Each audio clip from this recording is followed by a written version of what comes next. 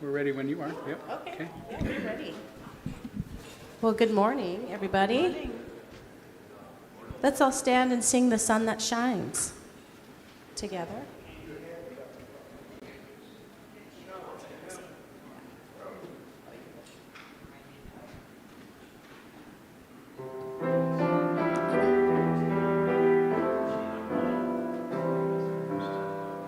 The sun that shines across the sea, the wind that whispers in a tree, the lark that carols in the sky, the fleecy clouds are sailing by. Oh, I'm as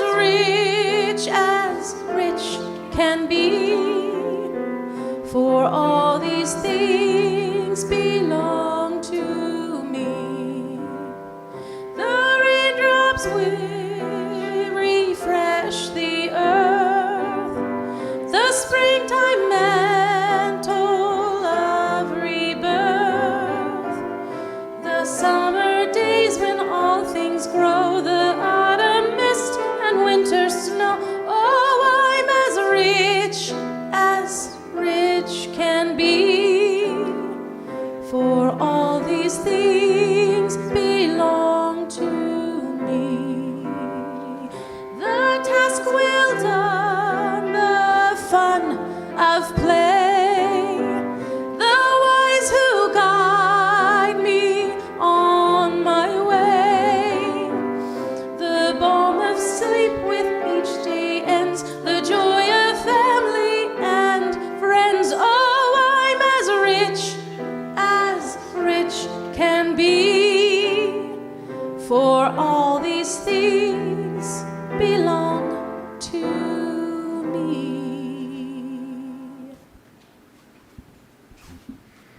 Good morning. One of the things I enjoy about our early service, where there's not as many people in attendance, your voices don't dominate, the space, and we get to actually hear Riche sing these hymns. It's great having you lead us, but your voice is just perfect for that song. Just beautiful. Yeah, thank you. And of course, I enjoy hearing you too, but I don't get to hear you as easily. By the way, that song reminded me of a movie Peggy and I watched this weekend that I cannot recommend enough. It's called Gabriel with Keanu Reeves.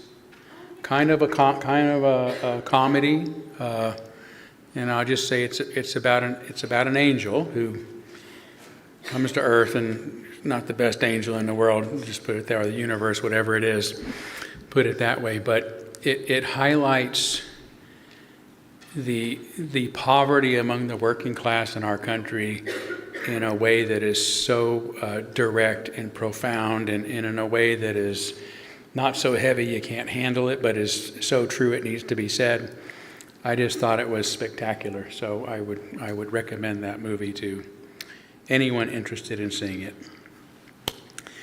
All right, and welcome everyone to the Unitarian Universalist Church of Spokane, where we join together to create a nourishing, liberal religious home and to champion justice, diversity, and environmental stewardship in our wider world, or as we say in short, to create community, find meaning, and work for justice. So again, and welcome to everybody. I'll forego everything I usually say there, but just know that all of those who are here, whether you're loud singers or not, whether you're singing along at home from our live stream or not, it's great to have all of you here. So welcome. I do want to point out that our unity candle is lit at the front of the church this morning, which is something we do when one of our members has passed away during the week. And it was actually last week, but I didn't get word until Sunday that David Deerdorf passed away after being under hospice care for quite some time. I was fortunate to have gone by and see David the Tuesday before he died, and he was in really good spirits. I was rather surprised to hear that he had passed away so shortly after that visit. But anyway, David was a member of our church. Of course, the the father of Angie Deerdorf and her children who grew up in this church. Former spouse of Sue Watring, who's also a beloved member of the church, and also want to, say a special word about his wife Madeline, who, of course, is grieving his loss as well as everybody else. So, really fun guy to be around. So I think I'll miss seeing him, but we will keep our candle lit on his behalf and in his memory throughout our service. And then I think it is fair for me to say that next Sunday is Potluck Sunday. Yay, I got it right this time. So just wanted to put that reminder out there. For those of you who come to the first service, you may want to come back the second service to participate in that, or just come to the second service. But that's always fun. So, okay, that's all I have. So why don't we take a few seconds to say hi to one another this morning? What's that? No dog truth. No. Dog truth. Oh, no dog jokes. A dog. You're right. I've lost my script and I completely forgot to redo that. Yeah, I thought you were saying doctrine or dogma. I wasn't sure. Say no dogma. Yeah.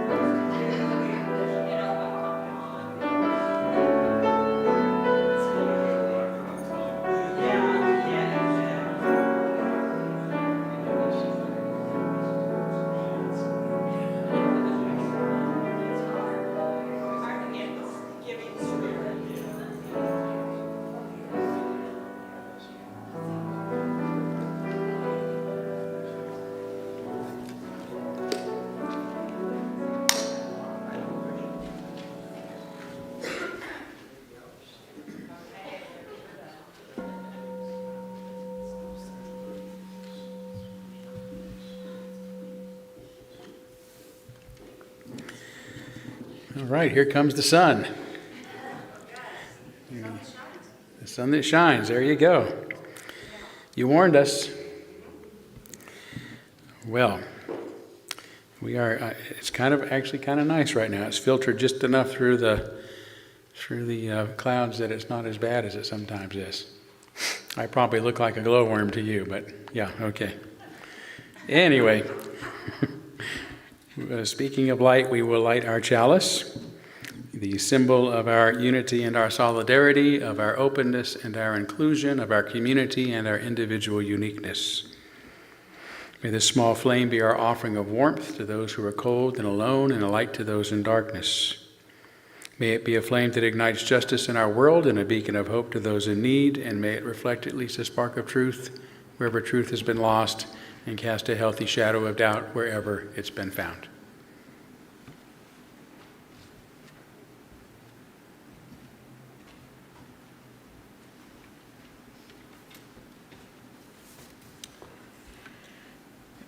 Our opening words this morning are a seasonal reflection from the New Yorker magazine from 1952, the year I was born.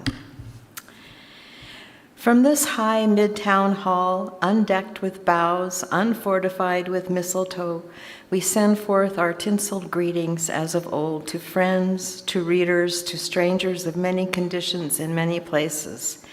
Merry Christmas to uncertified accountants, to tellers who have made a mistaken addition, to girls who have made a mistake in judgment, to grounded airline passengers, and to all those who can't eat clams.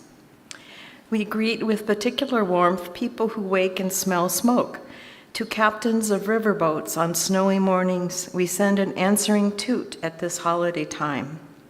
Merry Christmas to intellectuals and other despised minorities. Merry Christmas to the musicians of Muzak and to men whose shoes don't fit.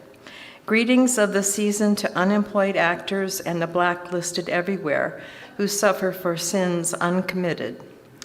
A holly thorn in the thumb of compilers of lists. Greetings to wives who can't find their glasses and to poets who can't find their rhymes. Merry Christmas to the unloved, the misunderstood, the overweight.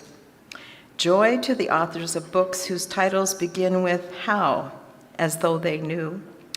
Greetings to people with a ringing in their ears. Greetings to growers of gourds, to shearers of sheep, and to makers of change in the lonely underground booths. Merry Christmas to old men asleep in libraries. Merry Christmas to people who can't stay in the same room with a cat. We greet to the boarders in boarding houses on 25 December, the duennas of Central Park in fair weather and foul, to young lovers who got nothing in the mail. Merry Christmas to people who plant trees in city streets.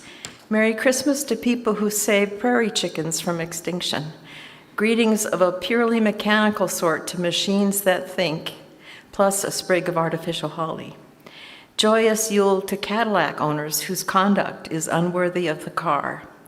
Merry Christmas to the defeated, the forgotten, the inept. Joy to all dandy prats and bunglers. We send most particularly and most hopefully our greetings and our prayers to soldiers and guardsmen on land, on sea, and in the air, the young men and women doing the hardest thing in the hardest time of life. To all such Merry Christmas, blessings, and good luck. We greet the secretaries designate, the president-elect. Merry Christmas to our new leaders, peace on earth, goodwill, and good management. Merry Christmas to couples unhappy in doorways.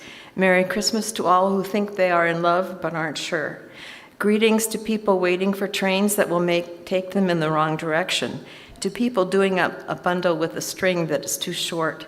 To children with sleds but no snow. We greet ministers who can't think of a moral, gag men who can't think of a joke, and greetings too to the inhabitants of other planets. See you soon. At last, we greet all skaters on small ponds at the edge of the woods toward the end of the afternoon. Merry Christmas, skaters. Ring steel, grow red sky, die down wind. Merry Christmas to all, and to all a good morrow.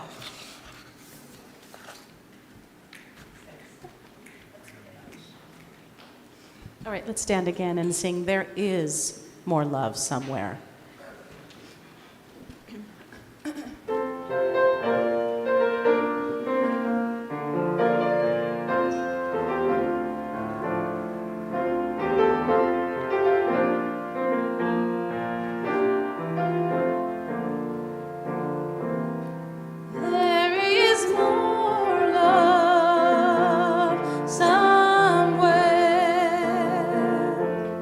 There is more love.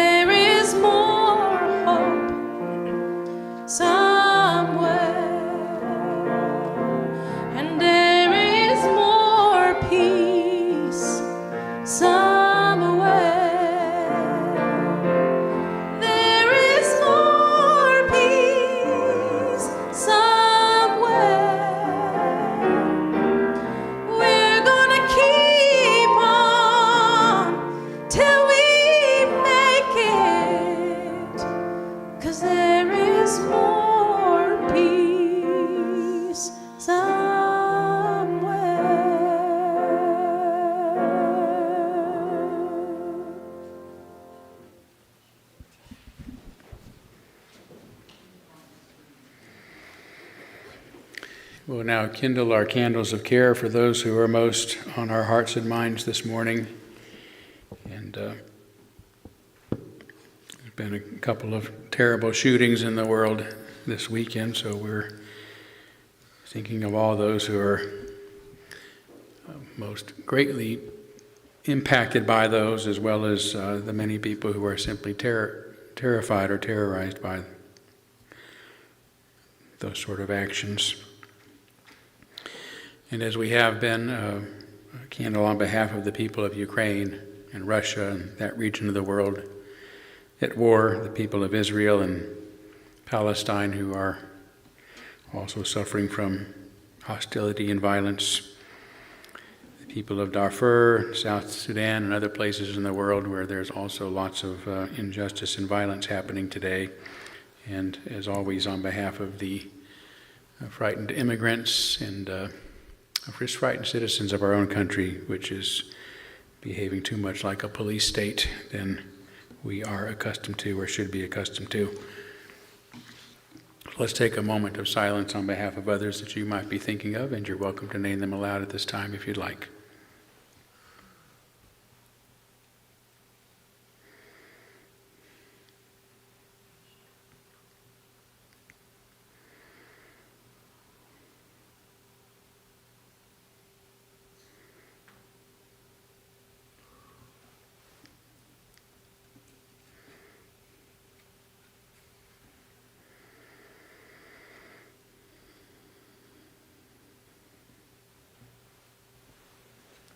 Those named aloud and those embraced in our silence, and all those who are suffering in our world at this hour, we hold in our community with compassion.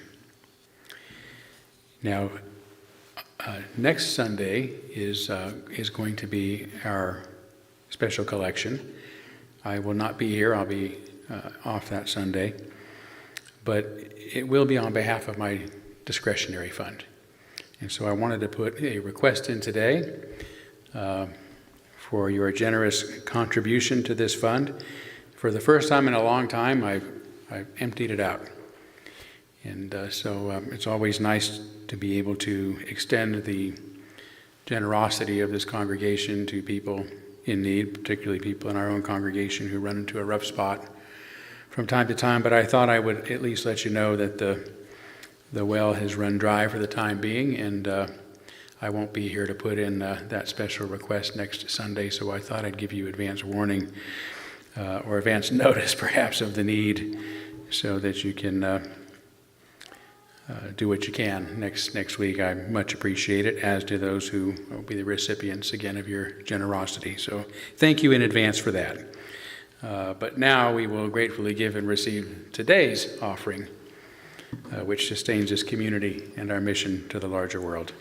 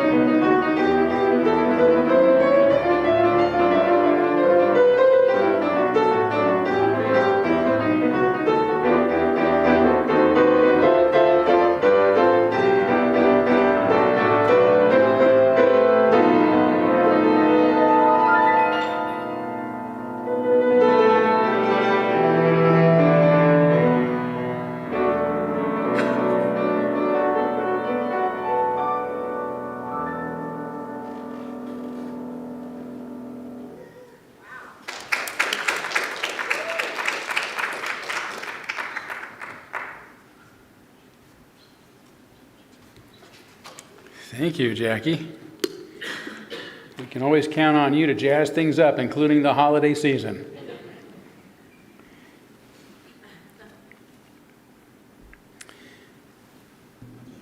So yeah, Christmas is actually coming at kind of a strange, not a strange time, but middle of the week. So we're not going to have a particular Sunday service on the holiday theme this year, but we will have a couple of events going on. One on the 23rd, a holiday party celebration here at the church, and then our annual Cosmic Advent the following night on the 24th. So I hope to see you here for that.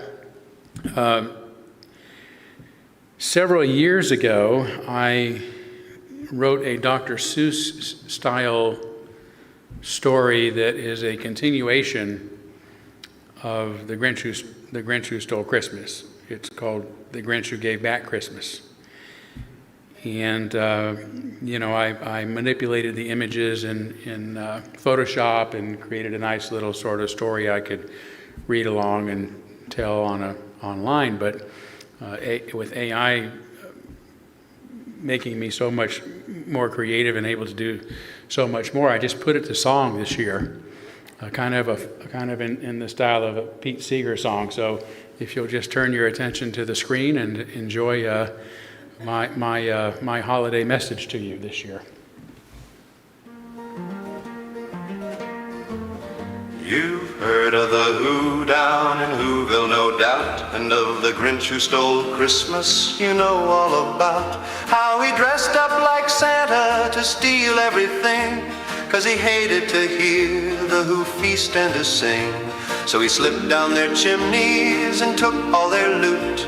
Then quick as a snake he went up the same route. He took trees, toys and grub, leaving hardly a crumb. Too small for a mouse, that rotten old bum. He thought the day ruined by his deceit and his lies. But come Christmas morning it was the Grinch's surprise to hear the Who singing without a boo-hoo, not even the littlest Cindy Lou. It said in that moment his head turned around and his heart grew 3 sizes because of the sound. And he brought back the toys and the food for the feast, and himself, the Grinch, carved the roast beast. That's the story you've heard, though not word for word, about how a Grinch found a grin when he let the song in. But what happened next has never been told, about an army of Grinches who wanted Who gold. They marched on the city and called it their own. They took the Who stockings and took the Who homes. Then they put up a fence to keep the Who out, and passed lots of rules that made the Who pout. The Who couldn't figure what they done wrong, except for just being Who and singing Who songs. So the Grinches explained, it's because Who are you and you are not us, and with those who aren't there's not much to discuss. That's when Grandmother Who had a brilliant idea. Let's sing our Who songs for the Grinches to hear. Then they'll know who we are and that they are like us. That Grinches and Who have much to discuss. But the Grinches had outlawed Who singing for good, and anything else for which the Who stood. No matter how young, no matter how old, the Who ways were banned and strictly controlled.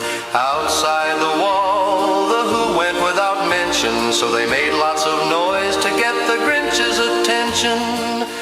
Who are you? The Grinches replied, and you are not us, so what's to discuss? Kept from their village, locked out of their homes, the Who without Whoville had no place to sack. So they climbed up the mountain and into the cave of the Grinch who stole Christmas and then gave it back. They told him their story as blue as was true. Then some of them boo-hooed, even little Cindy Lou. There's no need to worry, my sweet little tot. I know those old Grinches and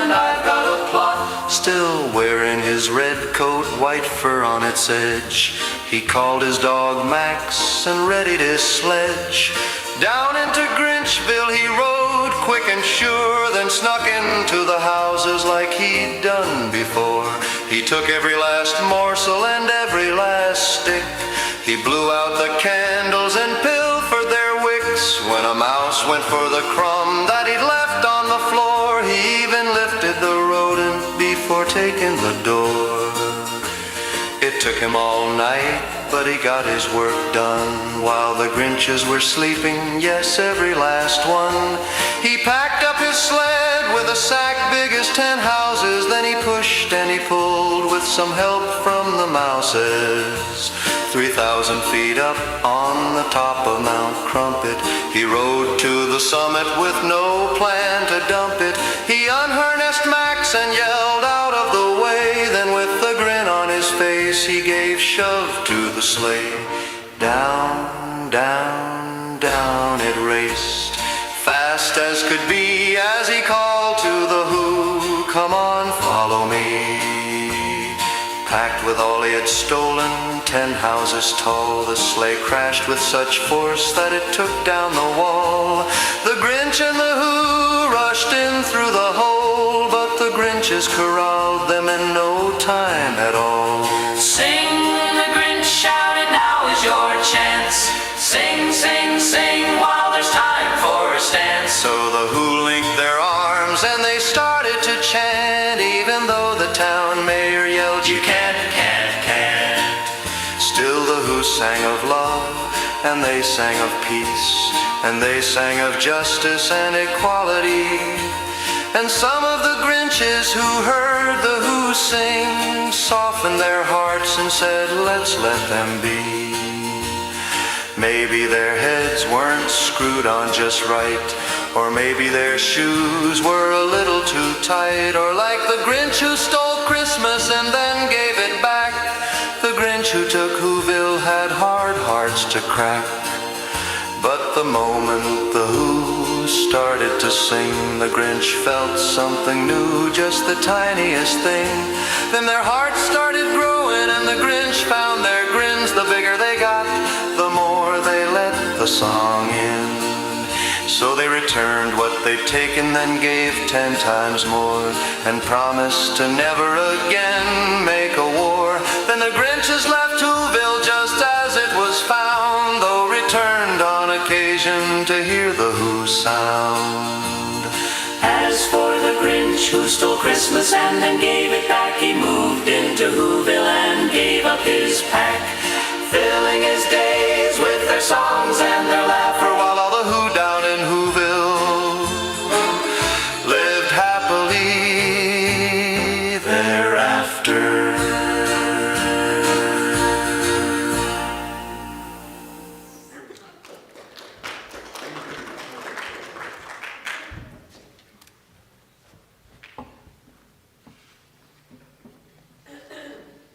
We're switching gears. I invite you now to settle in for our time of meditation in words and silence. This meditation is a poem by Pablo Neruda, translated from the Spanish. Find a comfortable, receptive posture. Close your eyes if you wish, and take in some deep breaths. If each day falls inside each night, there exists a well where clarity is imprisoned. We need to sit on the rim of the well of darkness and fish for fallen light with patience.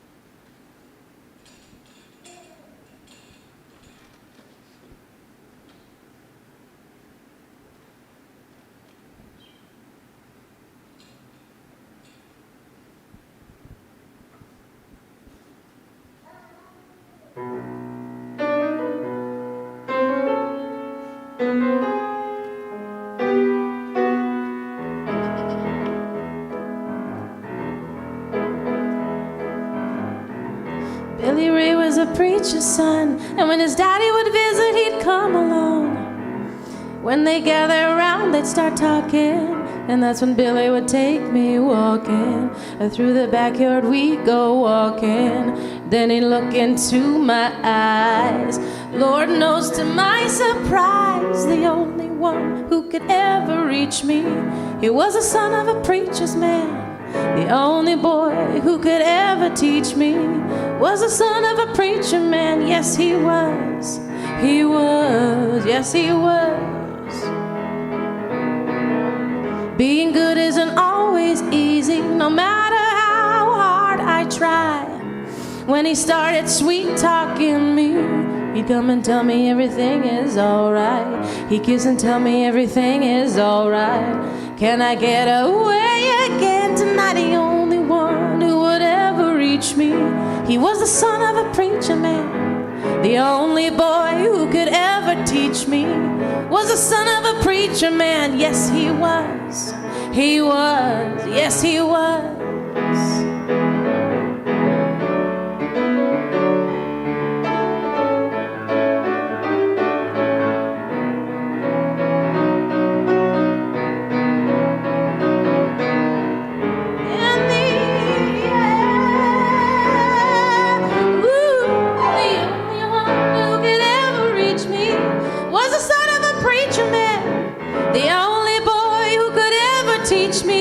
He was the son of a preacher man. Yes, he was. He was. Yes, he was. The only one who could ever reach me. He was the son of a preacher man. The only boy who could ever teach me was the son of a preacher man. Yes, he was. Yes, he was. Yes, he was. He was. He was. Yes, he was.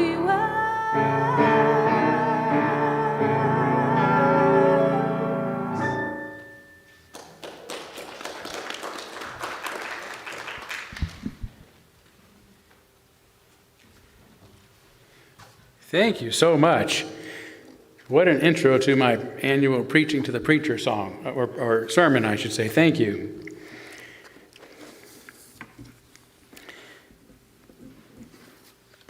Morihei Ueshiba, the founder of Aikido, once said that life is growth. As soon as we stop growing technically and spiritually, we're as good as dead. This principle is fundamental to how I live my life, and I think is the secret to being a good preacher man. I say preacher and not a speaker because I speak to the same audience almost every week, year after year, which means that what I say needs to be fresh, interesting, and relevant. If I were an occasional speaker, I could focus on a particular area of interest and expertise and give the same speech to different audiences, tweaking it a little here and there. But as a preacher, what I say would soon become boring and irrelevant if only I delivered what is essentially the same sermon each week. Of course, there are many religions where preachers or ministers or religious leaders do exactly that. In fact, exactly that is precisely what is expected of them.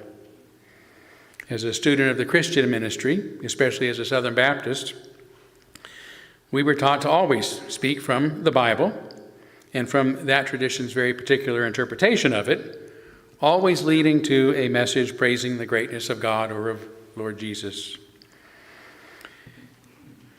Over the years, I've often heard, or had some from other traditions, ask me, if you don't speak to the Bible, what do you speak about?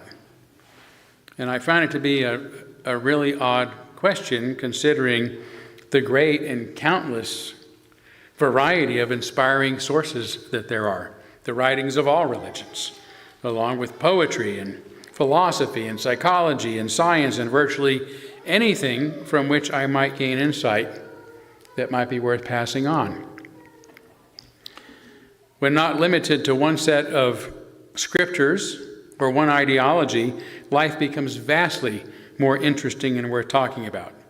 So much so that I can never run out of new things to talk about. Yet there is another perspective I've heard passed around, including among Unitarian ministers, who tell me that they learn it in their actual homiletics courses at our UU seminaries or religious schools, that every minister has but one or two good sermons in them. The singing, occupying my pulpit, would be the least favorite part of my job, not the most favorite. It's my favorite because, as Ueshiba said, and to grow as a person, which means in the process, I have many new insights to share. Although I return to various themes that do hold my interest and have become integral to my life, my sermons and subjects reflect where I am at this point in my life. They are, in short, my personal reflections, an opportunity to organize my thoughts and to think aloud about important matters and reminders that are shaping my own growth and evolution. In this sense, then I really am preaching to the preacher. As I said last week at the start of my sermon on technology, I'm going to enjoy this even if nobody else does. So it's been beneficial to me, and I hope to others, to have an annual Preaching to the Preacher sermon as a further reminder of some of the key thoughts and insights that have proven most important in my own continuing growth and sojourning. Just in case, for some reason, you aren't aware, social psychologist Erich Fromm has long companioned me on my continuing journey and growth, including one of my earliest sermons in 2025, The Insane Society, subtitled The Pathology of Normalcy and the Necrophilious Orientation in Today's World, delivered on January 12th in the immediate aftermath of Trump's re-election and inauguration. Like many of you, the greatest question on my mind, particularly then, was how so many of our fellow Americans could have voted for such a scoundrel, to put it mildly. Fromm spent most of his life working to better understand why societies often chose authoritarianism over freedom, destruction over development, death over life. And his answer, in short, is because most of us would rather belong than be free. We're terrified of being excluded from society and its benefits, which is why his first book, Escape from Freedom, written in 1941 while Hitler was still in power, was originally entitled The Fear of Freedom. It says we are willing to give up our freedom in order to fit in, essentially. In that particular sermon, I focused on what Fromm referred to as the pathology of normalcy. In his 1955 book, The Sane Society, in which he argues it is possible for an entire society to go nuts. It really should be called the Insane Society, or titled that. And he says this book deals not with individual pathology, but with the pathology of normalcy, particularly with the pathology of contemporary Western society. Right, so even then he was saying this is our society's pathology, the pathology of normalcy. He goes on to say, the fact that millions of people share the same vices does not make these vices virtues. The fact that they share so many errors does not make the errors to be truths. And the fact that millions of people share the same forms of mental pathology does not make these people sane. He also uses the term consensual validation to describe the thinking of those who believe that their vices, ideas, and pathologies must be right just because lots of people have them. So these two terms, pathology of normalcy and consensual validation, have stuck with me this year and been useful frames for understanding what's happening around the world, including here in the U.S. During the past year, I also read one of Fromm's final books, The Anatomy of Human Destructiveness, written in 1973, right, 30 years after his 1941 book.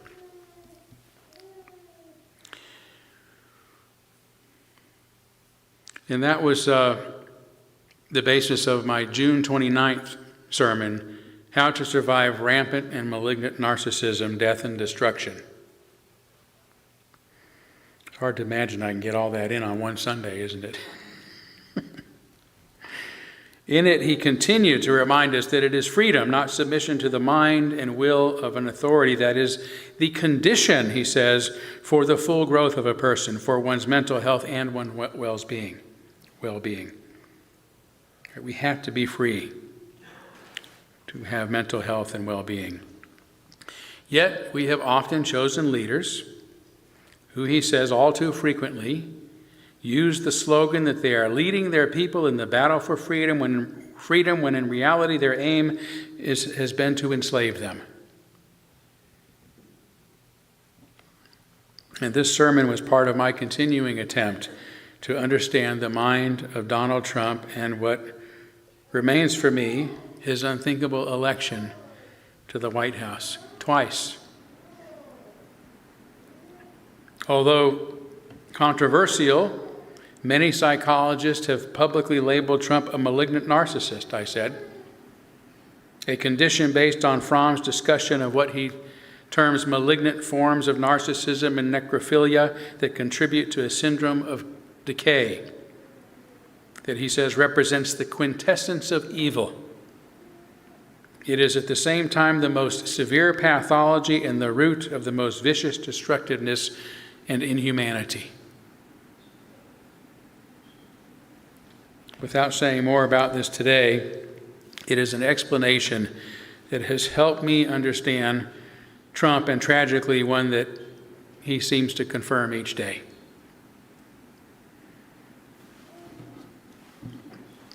But the more troubling question is, how could so many Americans, our fellow Americans, voters, slightly more than not, have chosen to put such a troubled human being into office?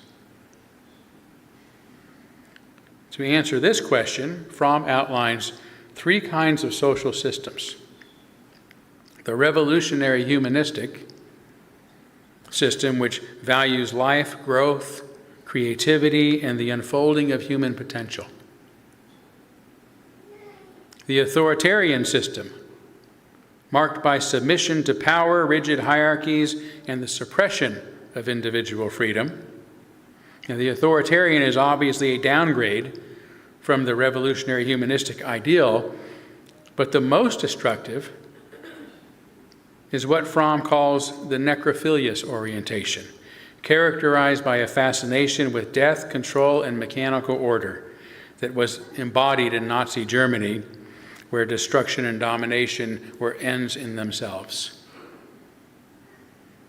And this explanation has helped me understand my fellow Americans who voted for Donald Trump, who were perhaps acting from an authoritarian impulse to force others to accept their wills by unwittingly voting for a man who only knows how to destroy, covering the Rose Garden with concrete, bulldozing the east wing of the White House are among the most minutest examples.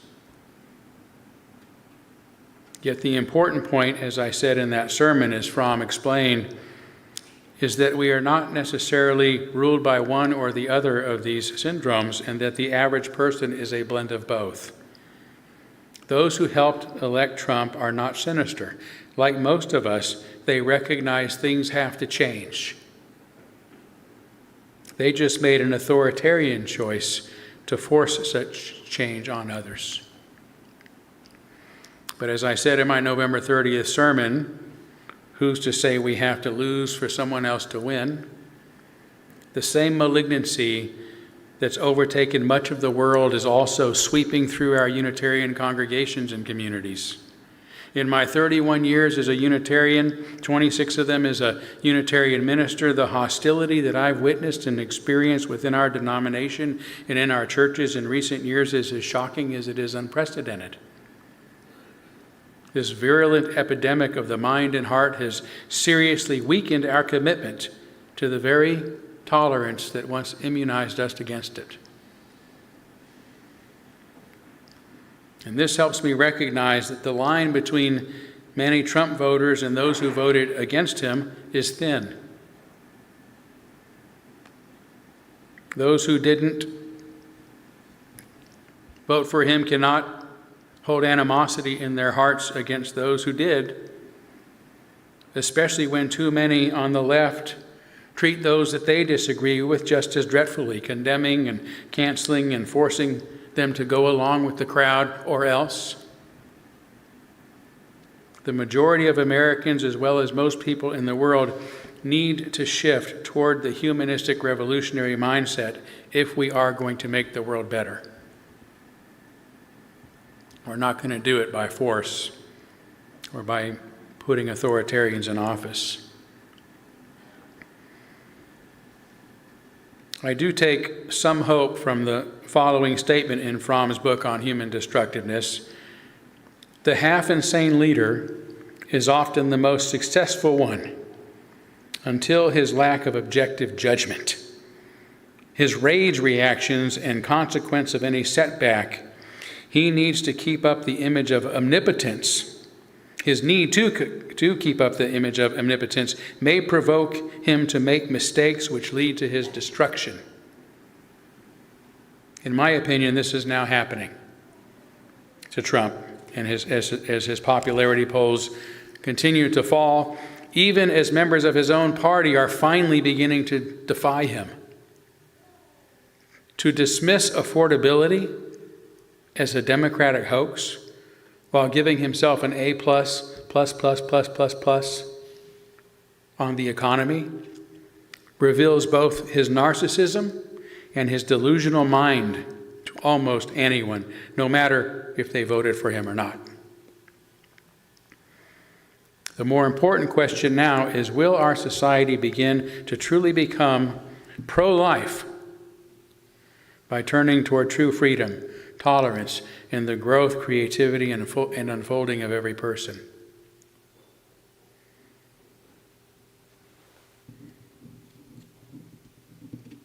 Right? You can't claim to be pro-life and say nothing when they bomb the civilians in the water, when they say kill everyone.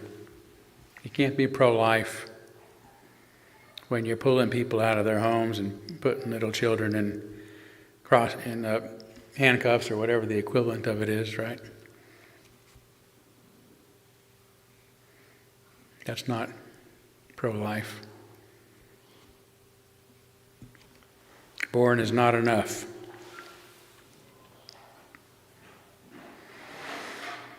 Another important voice in my sermons and my life during the past year has been John H. Dietrich, the father of religious humanism, who, as you know, was also the minister of our Spokane congregation over a century ago.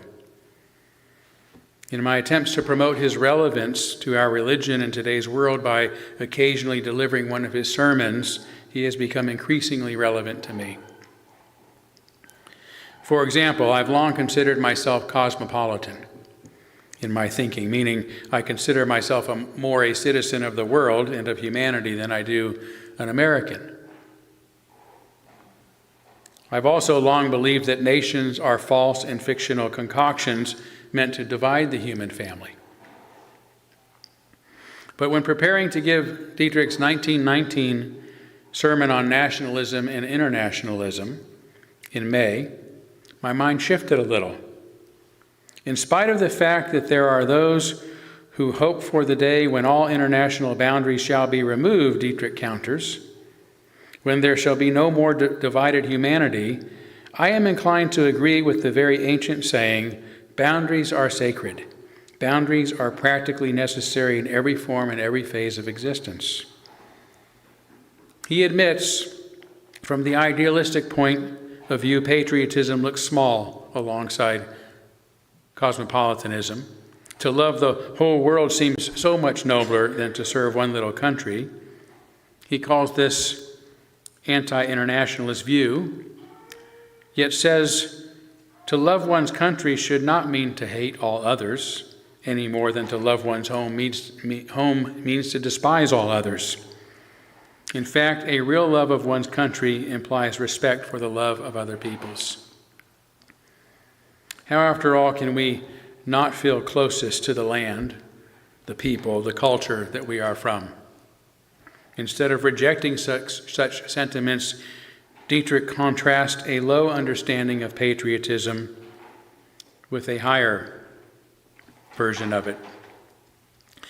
The low understanding, he says, is indicative or defined by empire, power, glory, flag waving, military pageants, and slogans like Deutschland über alles, Germany above all, Britannia rule the waves, and America first, with a higher notion of patriotism defined by love of country in terms of literature and art, social progress, and ethical idealism. To one such as this, he says, one's land is the realm of beauty and goodness. It is the place where happy, prosperous, and noble people live. Territory does not interest him, but justice does. Military power leaves him cold, but social improvement exalts him to no end. If he thinks of empire, it is the empire of ideas, and if he dreams of power, it is the power of righteousness. This is the type of patriotism and love of country that I believe in. And this sermon shifted my thinking on the subject in a way I articulated in the recent and aforementioned sermon, Who's to Say We Have to Lose for Someone Else to Win? I want the U.S. to succeed, I said in that sermon, but I also want China and Russia and Israel and Palestine and North Korea and Iran and Venezuela and all the people around the world to succeed, because I don't lose just because they win, and I want them to win. It's okay to take pride in and love the places, the people, and the culture from which we sprang, while also caring about the welfare of people everywhere. And to understand that we are all part of one human family and that we all succeed and prosper together, just as we all ultimately fail and suffer together. Dietrich's sermon also influenced my May 18th sermon, Toward a World of Open Borders, or toward a world of open arms and open borders. It was a sermon I planned to give before working with Dietrich's sermon, which I gave only a week later, on May 11th. Or a week earlier, I should say, on May 11th. And I'd intended it to be a response to Donald Trump's inhumane, racist, and anti-immigrant policies, which it was. In Dietrich's 1919 sermon, given only 2 months after the end of World War II, right? Rather than calling for the U.S. to tighten its borders in the consequence of that war, he spoke in anticipation of the International Peace Conference and the possibility of it establishing, in his words, some kind of a league or fraternity of nations which will assure us that fighting on a universal scale will never again blast the earth, making it possible that an Englishman will not be a foreigner in America any more than a Pennsylvanian is a foreigner in Minnesota. It was a beautiful hope that I further emphasized by summarizing the key points of his visionary sermon in a single paragraph. There are many who tell us that until we have moved beyond the present resting place of the nation, with its borders and boundaries and barriers, we cannot hope to construct the fabric of the ideal internationalism of which the prophets have dreamed. To love one's country should not mean to hate all others any more than to love one's home means to despise all others. We must learn that the interests of the whole are greater than the interest of any one part. This does not mean that we should not love the nation to which we belong. It means rather that when there is a clash between the interest of our nation and the world at large, we must recognize the supremacy of the interest of humanity to those of our nation. that beyond the nation is the world, and beyond the people of one's country, the great circle of humanity. And I believe the day will come when we shall recognize that our first and highest duty is to mankind as a whole and not to any single section of humankind. And each nation will grant the right of interchangeable citizenship so that no dweller in a new land will need to go through the process called naturalization. What a vision. 1919. It's tragic that this vision for us more than a century ago is not the world nor the nation that most of us live in today, which is why Dietrich remains as relevant to us today as he did then, and why I remain committed to reviving his voice and significance in today's world, so that you can expect to hear from John Dietrich more in the year ahead.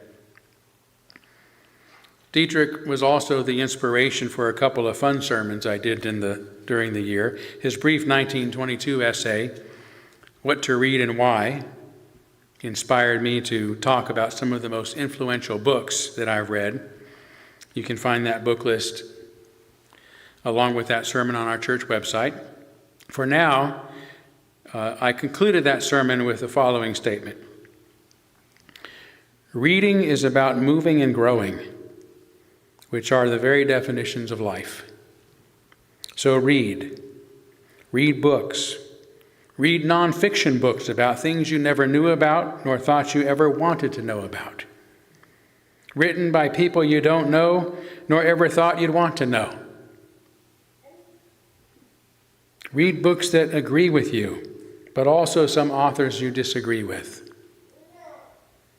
Yes. Don't argue with me. Timing is everything, isn't it? Reading things that you dislike or disagree with won't kill you, but not reading will. So read. For as one of my graduate professors, Dr. Joseph Martos, used to say, diplomas cost money, but education is free. And I followed that sermon up later with one about my favorite films. Again, you can find that online. I concluded it by saying, like all art forms, film can transform our hearts and minds and even our world. Consider some of your own favorite films. Then go deeper into their meaning by exploring the reasons why they mean so much to you. Because sometimes being a couch potato is the best way to get moving. Finally, in my commitment to help others cope with our era of exponential change as we move towards the coming technological singularity, I have also spoken often about the singularity, artificial intelligence, and technologies by reminding us, as the authors of Super Agency so perfectly put it, you will never get the future you want simply by prohibiting the future you don't want. But rather than merely speaking on the topic, I've increasingly tried to demonstrate the promise of such technology by including moving and meaningful music that I've created with it. I'd like to try to dispel some of the fear by showing the beauty. I want to conclude with an example that's also a first for me today. You're seeing something I've not done before. What you're about to see takes one of the songs I previously produced, one of my favorite songs actually, and puts some images with it.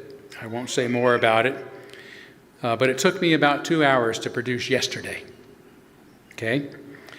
And it is an incredible and heartwarming example of what collaborating with AI can lead to. So please turn your attention to the screen. Tara?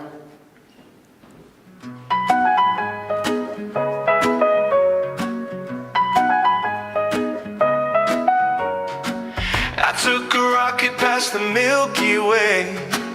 The stars were winking like they had something to say.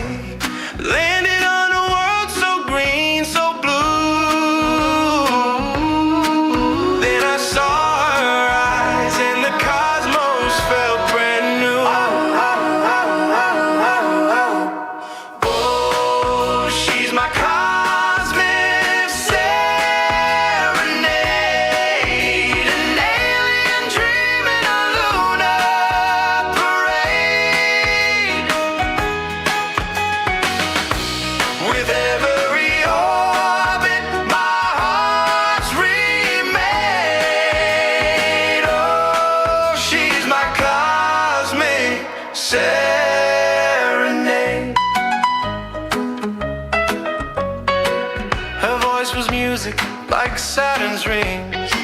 She spoke in colors, oh, the joy it brings. I reached for her hand, she reached for mine. Time stood still in the galaxy divine. I thought love was just for her, but now I know what the stars are worth. Oh, she's my cosmic serenade, an alien dream in a lunar parade. With every orbit, my heart's remade. Oh, she's my cosmic serenade. Her laugh's like a comet, her smile's the moon. I'd stay on this planet till the end of June. The galaxies may spin, the suns may fade, but forever she'll be my cosmic serenade.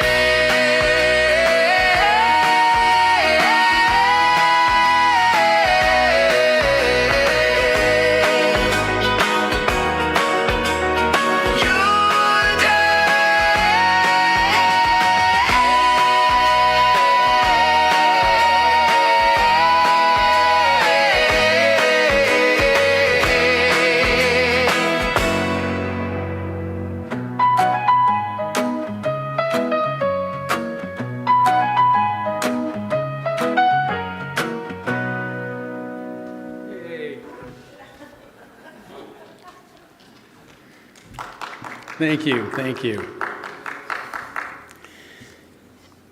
So I don't know what I'll say in the coming months. Some of it will be reflective, some responsive, some fun, some creative. But whatever I talk about, I'm confident that I'm not going to run out of things to say, because I'll keep searching and growing, and it will remain my greatest privilege to share a part of my journey with you. Thank you. Thank you.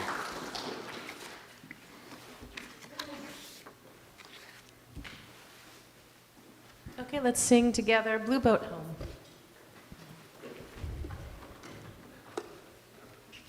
It's been a while.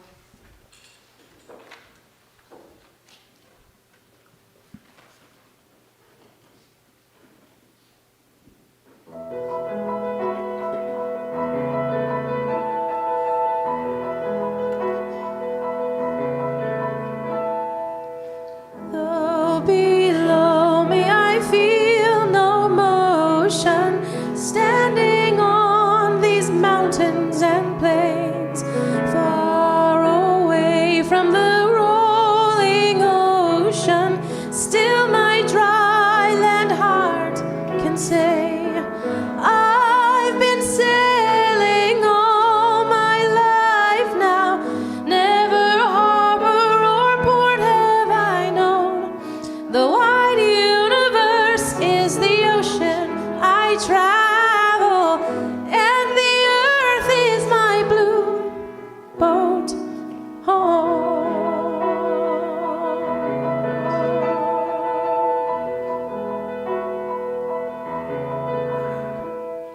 Sun, my sail, and moon, my rudder, as I ply the starry sea, leaning over the edge in wonder, casting questions into the deep, drifting here with my ship's companions, all we kindred pilgrim souls, making our way by the lights of the heavens in our beautiful blue boat home.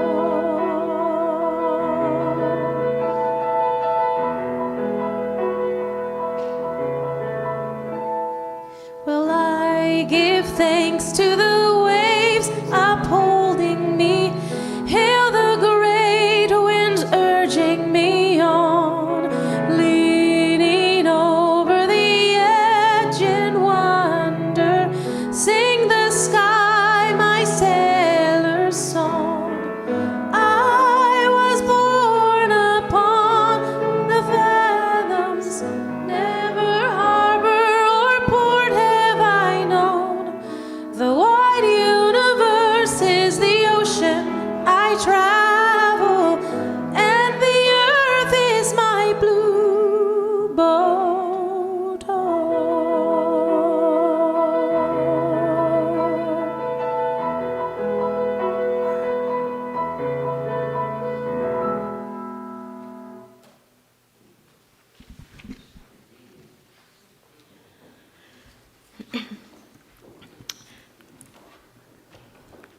Our benediction is from Erica Hewitt.